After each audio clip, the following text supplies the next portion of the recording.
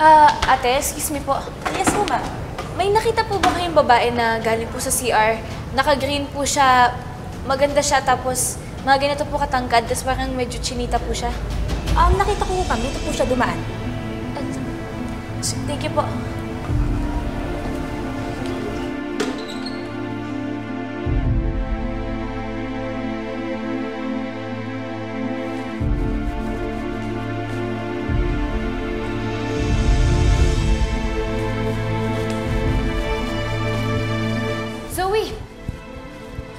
Zoe! Saan ka pupunta? Akala ko baka kausapin mo si tatay. Duh, obvious ba? Aalis na ako. Bakit ba iwas na iwas ka sa amin? Ano ba yung ayaw mong sabihin, Zoe? Ano ba pakialam mo? Pwede ba, stay away from me? Zoe! Ano ba? Hindi mo ba naiisip? Sa ginagawa mo, mas lalong hindi titigil si tatay. Mas lalong hindi siya titigil na alamin kung sino yung tatay ng anak mo. Eh di hayaan mo siyang pagurin niya yung sarili niya. Zoe, ano ba? Kakampi mo kami. Magtiwala ka kaya sa amin. Ang kulit mo, umalis ka dyan. Padaanin mo ako.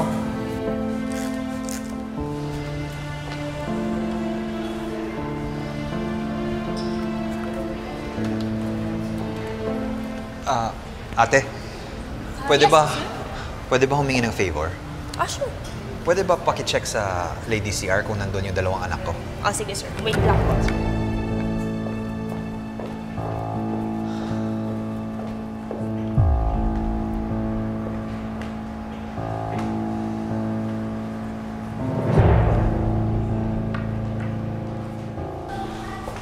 Sir, pasensya na ho kayo pero wala na pong tao sa loob. Ano? Sir, anak niyo ho ba yung dalawang babae? Yung isa naka-green, singkit, tapos yung isa maliit. Oo, anak ko nga yun. Sir, doon ho sila pumunta. Sige. Salamat, ha. Alis! Annalyn! Amin na yan! Zoe, balikan mo na si tatay. Amin na yan! Amin na yan! Kausapin mo si tatay. Akin na yan! Akin na yung susi ko yan eh! Akin na! Zoe! Akin na yan! Annalyn! Ay, ibalik mo sa akin yan! Anong ginagawa niyo dito?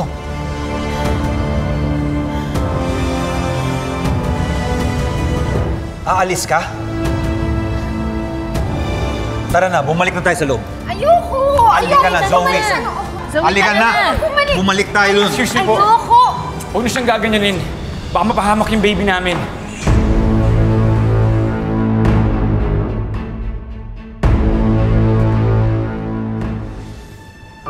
Ano sabi mo? Baby niyo? Ikaw ang nakabuntis kay Zoe? Tama po kayo na narinig. Kaya huwag niyong sasaktan si Zoe. Dahil baka madama yung baby namin. Zoe, totoo ba yung sinasabi niya? Dad. Dr. Tanyag, nandito po ako sa harapan niyo para panagutan si Zoe at ang baby namin.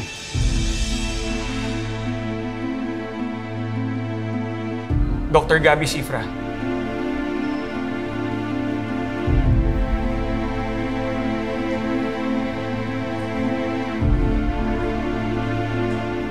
Eh kung ikaw ang nakabuntis kay Zoe, bakit ngayon ka lang lumabas para sabihin yan? Dahil natatakot po kami ni Zoe na harapin ang totoo. Lalong-lalo na po ako. I still can't let go of my single life. Aaminin ko sa inyo, aside from Zoe, I'm seeing other women. Eh, hindi ko naman alam na pang-seryosohan yung anak nyo. Tapos bigla pa nagbunga, di ba? Kaya huwag na ho kayong magalit. Magpasalamat na lang kayo na hindi ko tinakbuhan yung anak nyo. Walang hiya ka pala eh. Tay! Wag! Sir, tama na po. Tama na! Ang yabang mong magsalita. Tama na po. Kung napipilitan ka na, umalis ka na. Hindi ka kailangan ng anak ko. Tama na, tama na. Dok, nandito nga po ako sa harapan nyo eh. Pananagutan ko si Zoe. Ano ba kinakagalit nyo, Dok? Ikaw na nga may kasalanan, mayabang ka pa? Sir, tama na po. Tama na. Tara po. Tay, ano ba? Tama na, sir. Zoe! Zoe! Zoe! Zoe! Zoe! Dok, dalhin po natin sa ospital. Dali, Nandiyan bilis! ang kotse ko.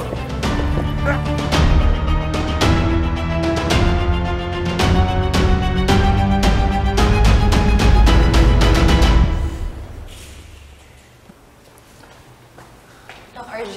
Doc Joanne, kumusta si Zoe? Zoe experienced hypoglycemia kaya po siya hinamatay. Other than that, normal naman po yung vital signs niya. She just needs some rest. Pagka nagkamalay na po si Zoe, we can already discharge her. No. I want her to be admitted. I want you to run further tests on her. Gusto kong makasigurado na ligtas si Zoe at yung magiging anak niya. And call Dr. Villasis, her OB-GYN. Tell her about this admission. Copy po, Doc Tanyag. Sige po. RJ, mabuti naman okay na si Zoe. Nagpakilala na pala yung ama ng magiging anak ni Zoe. Dr. Gabby Cifra, isang plastic surgeon. Mayabang, babaero, at takot sa responsibilidad. Eh, nasan siya? Kasama siya ni Annalyn. Nasa Paco eh. Ano? Bakit naman ginawa yun? Talaga? I-admit si Zoe? Well, for observation lang naman. Yun kasing gusto ni Doc RJ. Nakaharap kasi ni Doc RJ yung totoong nakabuntis kay Dr. Zoe, kaya nagkagulo kanina. Ay! Nakilala na ni Doc RJ kung sino nakabuntis kay Zoe? Doc Lindon, buti po magaling na kayo. Kamusta? Oh my God! I'm good. I'm better now. Ano meron? Ba't nandito ka? Hindi, may usapan kasi kami ni Doc Annalyn. Sasamahan niya ako sa Tiangge. Hanggang ngayon, hindi pa siya sumasagot. Ay, naku, Doc, busy. Palibhasa kasi nagkakagulo dito. Totoo. Nagkaroon ng Jumbagan Blues kanina, kaya ang ending sa ER. Yes. What? Nurse Karen! Nurse Eva! Po. Ito ang latest! Ay, ano po yan? Bakit ano meron? Ang nakabuntis pala kay Zoe ay isang doktor! Huh? Sino? Doktor? Taga dito sa Apex? Yan ang hindi ko pa alam. Kulang. Teka, hindi kaya yun yung lalaking ginagamot ni Dr. Santos kanina? Kasabay kasi nang dumating si Doc RJ dito sa Apex noon eh. Pero di ba, hindi man lang niya nilapitan si Zoe?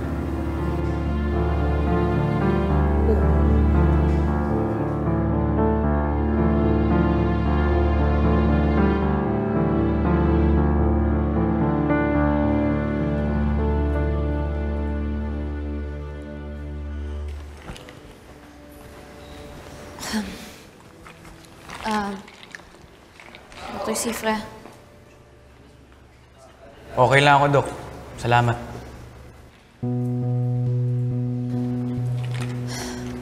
ikaw ba talaga yung tatay ng pinagbubuntis ni Zoe? Ano bang iniisip mo? Na gusto ko lang akuin yung anak ni Zoe? Trip ko lang? Ano pa bang proof ang kailangan mo para paniwalaan mo ako? Nandito na nga ako. Inaako kong lahat kahit na mahirap para sa akin. Kasi hindi pa ako ready na magkaanak. Pero nabuntis ko si Zoe. Kaya pananagutan ko siya. So, ikaw yung dati pang kinukwento ni Zoe na bago niyang boyfriend. Boyfriend? We're not official. Kagaya nga na sinabi ko kay Dr. Tanyag, I'm seeing other girls aside from Zoe. I'm just enjoying my life. Alam mo, hindi ko alam kung matutuwa ako sa sinasabi mo eh. Pero mukhang kailangan kong tanggapin na ganyan ka talaga magsalita. At ganyan yung relasyon niyo ni Zoe. As long as paninindigan mo yung kapatid ko, wala akong right na pagsabihan ka sa dapat mong gawin. Pero Dok, may papakiusap lang ako sa'yo. Ngayon na magkakaanak na kayo ni Zoe, sana naman wag mo na siyang isabay dun sa mga babae mo. Sana maging seryoso ka sa kanya. Hindi lang para kay Zoe, kundi para sa magiging anak ninyo. Why would I even bother listening to you? Ang bata mo pa. Nagka-boyfriend ka na ba? Genius ka nga, pero naive ka sa totoong buhay. I heard, ikaw nga daw ay nagpapakalat dito sa Apex sa pagbubuntis ni Zoe. Dok, hindi ako Kung mahal mo ang kapatid mo, bakit mo ginawa yun? Ano, para sirain siya?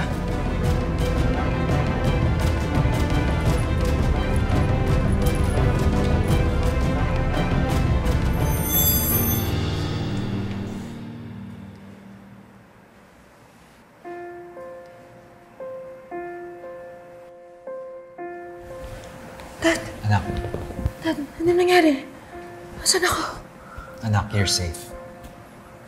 Hinimatay ka lang, kaya pina-admit kita. Yung baby ko. May nangyari ba sa baby ko? Your baby's fine. Kailangan mo lang magpahinga.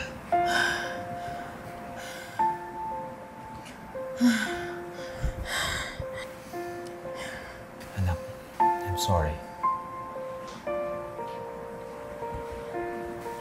Una, dahil hindi kita pinakinggan.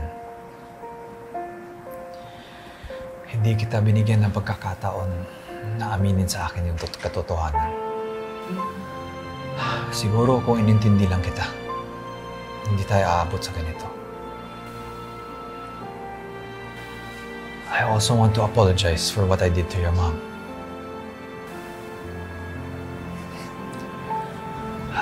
Alam ko na every time nag-aaway kami, ikaw ang parating nasasaktan. Tama yata si Chantal. Nakarma ko ito at ikaw ang nagbabayad dahil sa mga kasalanan ko. I'm sorry, anak.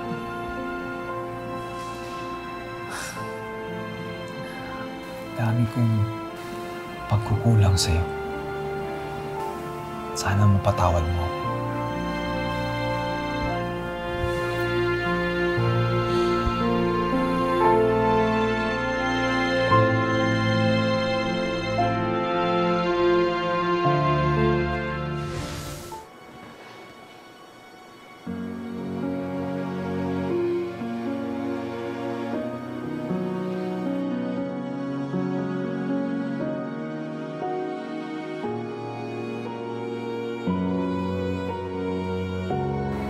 Ay?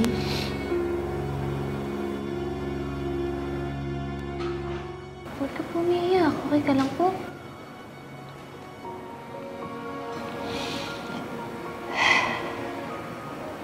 Masakit pala, no?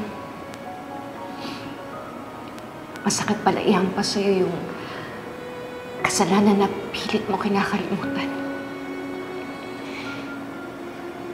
Kahit na matagal na yung kasalanan yun, sa tuwing naalala ko, nasasaktan pa rin ako.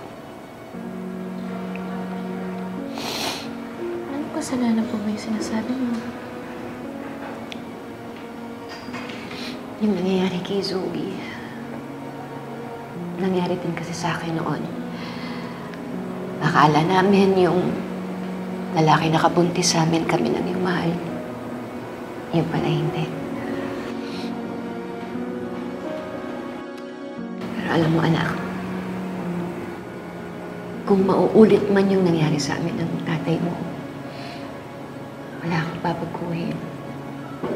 Kasi kung meron, wala ka dito ngayon.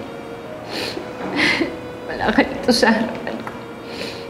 Kaya wala akong babaguhin.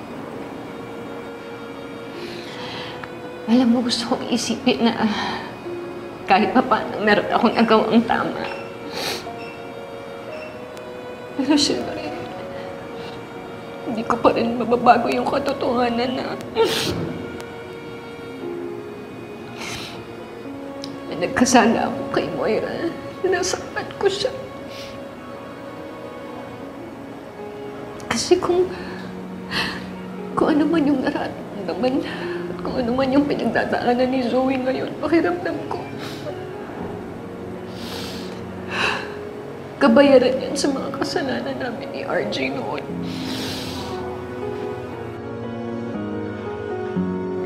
Alam mo, Nay,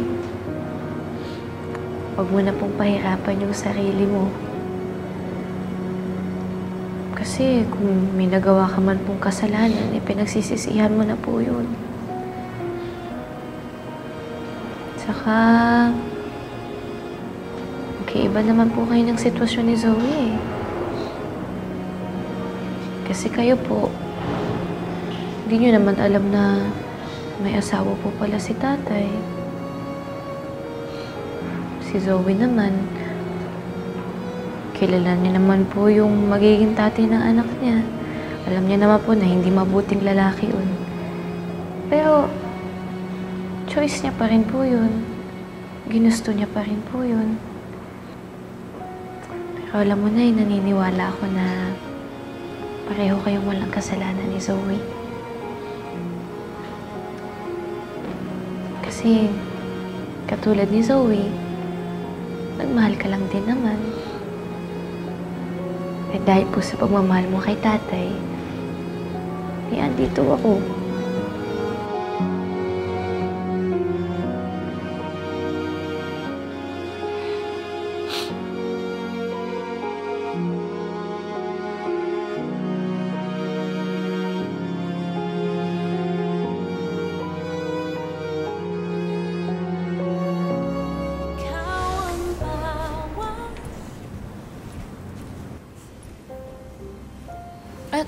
Dr. Sifra, Oh, Dr. Santos. aalis ka na po. Oh, Lumipat na ng private room si Zoe. Napuntahan mo na po ba siya? hindi pa. Pero bibili na ako ng mga kain ni Zoe. Tsaka umiiwas lang ako kasi nandun pa si Dr. Tanyag. Ayoko na magkagulo ulit. Babalik na lang ako mamaya kapag wala na siya doon.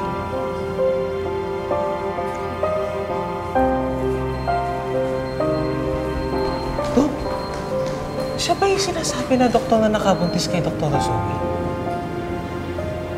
Siya si Dr. Gabby Sifra, plastic surgeon. Parang iba yung tsura. Paano iba? Sabi kasi ni Doc Ken, yung lalaking nakita niya nakasama ni Doc Zoe sa CR, moreno. Eh si Doc Sifra, di Zoe. So cannot be. Marsa, issue ka ah. Ano yung issue? Gusto mo sabi mo rin. Baka naman kasi iba yung lalaking nakita ni Doc Ken. Malay mo, hindi yun si Doc Sifra. So, ang ibig mong sabihin, iba-iba yung lalaki ni Zoe. Hindi ganun si Zoe. Baka naman nagkamali lang si Doc Ken. Saka inaako na nga ni Dr. Sifra yung responsibilidad niya kay Zoe. Tanggapin na lang natin yun at respetuhin natin yun. Doc, Doc Annalyn, ready ka na? Tara. Kukunin ko lang yung gamit ko, Doc. Okay. Excuse me. Alam mo ikaw, kasalanan mo, nagalit tuloy. Sumunod lang ako sa sinabi mo. Oy, ikaw yung nag-brought up ng sinabi mo. Baka iba-iba. Ikaw kasi, sumunod ka agad Sinasabi ko lang yung sinabi ni Doc Ken.